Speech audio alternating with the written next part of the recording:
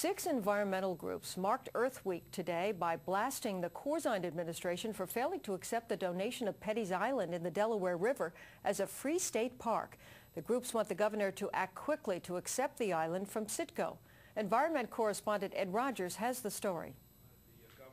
The environmentalists pulled no punches, criticizing the Corzine administration for a lack of action on Petty's Island.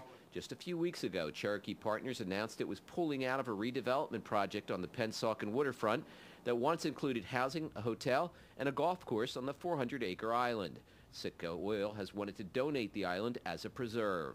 I find it incredulous that we're here 4 years later, even more so given the changing circumstances. The state is so broke that we're closing state parks, yet there still is an offer on the table for a free park, and the governor has yet to jump for it. Local activists say they want to see the island preserved because of its historic significance. They say the island was once used for slave trade. It's also home to wildlife, including bald eagles. The groups take issue with Governor Corzine's statement saying the island should be cleaned to the most stringent standards possible, claiming that Corzine does not want to take on the powerful South Jersey Democrats who have wanted the island developed. There is no law, there's no mandate that schools, the sites where schools are to be built should be cleaned up to the highest standard.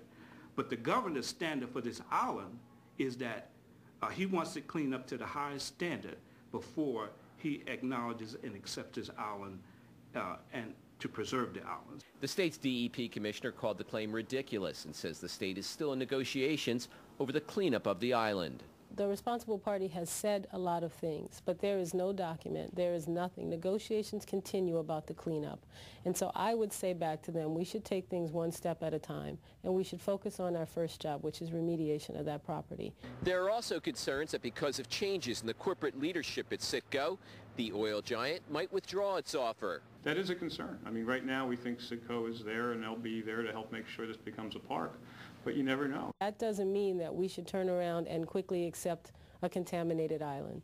The thing that's important to me, the thing that's important to the governor is cleanup of that island, and that's where we're going to spend our time and energy until that issue is resolved. Citgo Oil is a Venezuelan-owned company. Ed Rogers, NJN News, Trenton.